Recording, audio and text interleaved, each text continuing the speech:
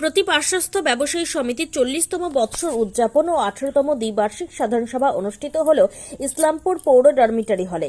উপস্থিত ছিলেন ইসলামপুর পৌরসভার চেয়ারম্যান কানাইয়ালাল আগরওয়াল, ইসলামপুর থানার আইসি হীরক বিশ্বাস সহ ব্যবসায়ী সমিতির ফেডারেশনের সভাপতি কানাইয়ালাল বোথরা সহ প্রতি পার্শ্বস্থ ব্যবসায়ী সমিতির সাধারণ সম্পাদক ডক্টর সুভাষ চক্রবর্তী সহ বিভিন্ন ব্যবসায়ী সমিতির সম্পাদকেরা উপস্থিত ছিলেন। সকালে শোভাযাত্রার মাধ্যমে ও প্রদীপ প্রজ্বলনের মাধ্যমে আজকের এই শুভ সূচনা করা হয়। সুভাষ চক্রবর্তী বলেন, আজ 40তম বছর উদযাপন এবং 18তম সাধারণ সভা অনুষ্ঠিত হচ্ছে। সুভাষবাবু বলেন, নাগরিক সুরক্ষার ওপরে জোর সহ ব্যবসা প্রতিষ্ঠান সুরক্ষিত রাখার জন্য সরকারের সঙ্গে আলোচনা করা সহ বিভিন্ন কর্মসূচি থাকবে আগামী দিন। পৌরপিতা কানাইয়ালাল আগরওয়াল বলেন, ন্যাশনাল হাইওয়ে যখন ইসলামপুরের মাঝখান দিয়ে ছিল তখন প্রায় অ্যাক্সিডেন্ট হতো, বর্তমানে বাইপাস হয়ে যাওয়ায় আর সেভাবে অ্যাক্সিডেন্ট সংখ্যা কমে গেছে অনেক। তিনি বিগত দিনের সাংসদ তথা মন্ত্রী প্রিয়রঞ্জন দাসমুন্সির কথাও তুলে ধরেন। ইসলামপুর শহরে বাইপাস আন্দোলনের কথা তিনি আজকের এই মিটিংয়ে তুলে ধরেন। সদস্য তো অনেক, ঘরেও জায়গা দেওয়া যাবে না। বিভিন্ন সংগঠনের প্রতিপার্শ্বস্থ ব্যবসায়ী ভিতর বিভিন্ন সংগঠনে যারা আছেন, বিপর সঙ্গে যারা জড়িত, সবাইকে ইসলামপুর পৌরসভার পক্ষ থেকে আজকের এই প্রতিপার্শ্বস্থ ব্যবসায়ী সমিতির 40 বছর পূর্তি উৎসব ও 18তম দ্বিবার্ষিক সাধারণ সভা, সবাইকে অনেক অভিনন্দন। সভাপতি সমরবাবু দীর্ঘ ইতিহাস আপনাদের সামনে তুলে ধরলেন। দীর্ঘ ইতিহাস তুলে ধরতে তো অনেক সময় লাগবে, অল্প সময়ের মধ্যে সামারি করে যতটা বলা যায় সেটা উনি বললেন। আমিও অনেকদিন ধরে এই নাগরিক মঞ্চ বা প্রতিপার্শ্বস্থ ব্যবসায়ী সমিতি যে আন্দোলনগুলি করেছিলেন, ব্যক্তিগতভাবে রাজনৈতিকভাবে ওতপ্রোতভাবে জড়িত ছিলাম। একটা সময় এরকম পরিস্থিতি চলে আসছিল, তখন বাজপেয়ী প্রধানমন্ত্রী, আমাদের সাংসদ প্রিয়রঞ্জন দাসমুন্সি তখন সংসদে যখন এই বাইপাস করার কথাটা তুলে ধরলেন, তখন বিসি খান্ডুরি ছিলেন সারফেস ট্রান্সপোর্টের মন্ত্রী। বিসি খান্ডুরি উত্তরটা দিয়েছিলেন, আমার কাছে সেটা এখনো আছে, যে astonishingly encroachers are demanding bypass, একটা সেন্টেন্স।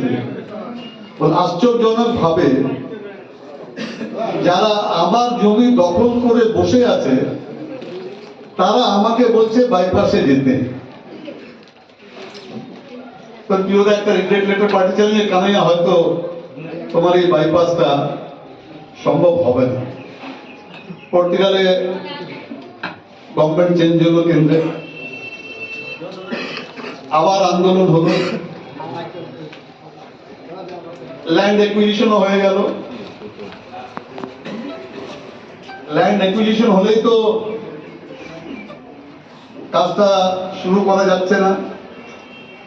মানে কয়েকটা মিটিং, কমসে কম না হলে 20-25টা মিটিং আমি ব্যক্তিগতভাবে, যেহেতু আমি 1983 থেকে প্রধান, তারপরে পৌরসভার চেয়ারম্যান 99 থেকে, অনেকগুলো মিটিং অ্যাটেন্ড করেছি। এক সময় এনএইচের যারা ছিলেন তারা বললেন যে আর এই প্রজেক্টটা হয়তো করা যাবে না, আমাদেরকে বলে দিতে হবে যে এটা সম্ভব না। কেননা ল্যান্ড একুইশন করার পরেও রিগার্ডিং পেমেন্ট অনেকগুলো সমস্যা হলো, অনেকেই আবার সেটাতেও জড়িয়ে পড়লেন যে ক্ষতিপূরণ দিতে হবে। আমরা সবাই ক্ষতিপূরণ দিতে হবে, এটা তো সবাই আমরা চেয়েছিলাম যে ক্ষতিপূরণটা হোক। কৃষকদের জমি যাবে, কৃষক ক্ষতিপূরণ পাবে না, সেটা তো হতে পারে না। আবার মিটিং এর পর মিটিং হচ্ছে, প্রজেক্টটা রাখেন, দেখি হবে, একটা সময় সমাধান হবে।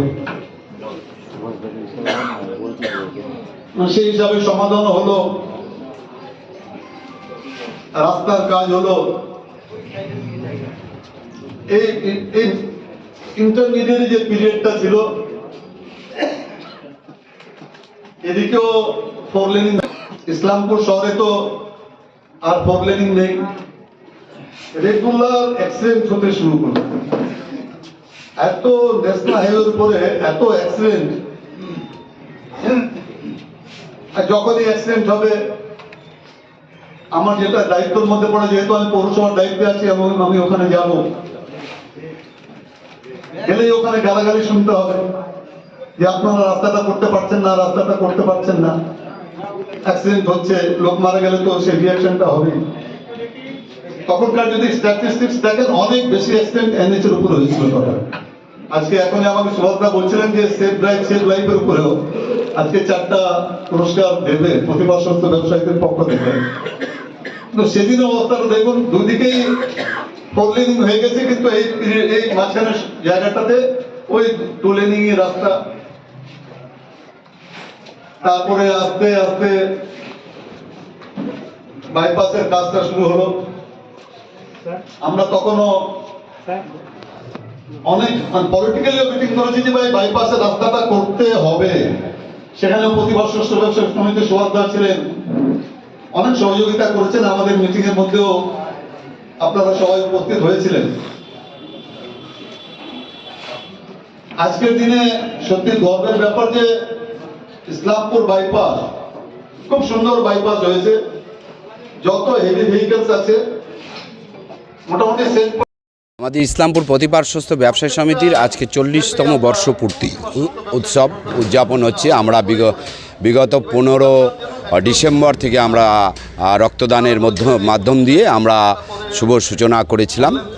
আজকে 18তম দ্বিবার্ষিক সাধারণ সভা সাথে আমরা সকাল 9:30টায় আমরা বর্ণাঢ্য আমাদের শোভাযাত্রা হলো, আপনারা দেখেছেন। আদিবাসী ভাই বোনদেরকে সাথে নিয়ে আমরা একটা মহা মিছিল করে আমরা ফ্ল্যাগ হোস্টিংয়ের মাধ্যম দিয়ে আজকের এই 40তম বর্ষপূর্তি এবং 18তম দ্বিবার্ষিক সাধারণ সভার সূচনা করেছি।